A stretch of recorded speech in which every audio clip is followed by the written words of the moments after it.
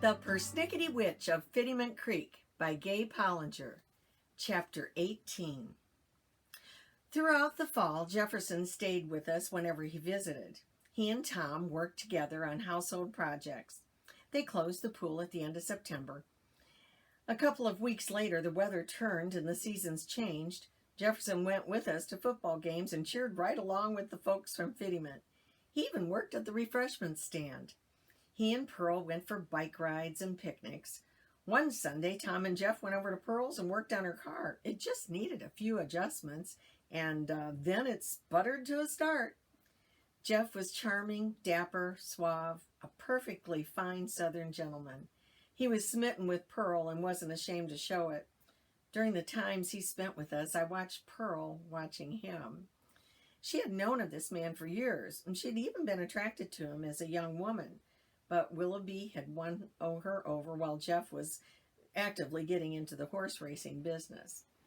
One day, Pearl and I were alone in the house. Tom and Jeff had taken the Kittles to visit Tessa after another surgery and were due home around supper time. I seized the opportunity to talk to Pearl.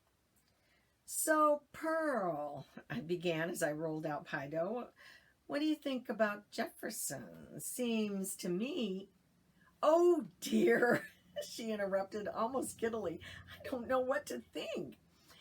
He's wonderful, kind, and gentle, and my knees go weak when he looks at me.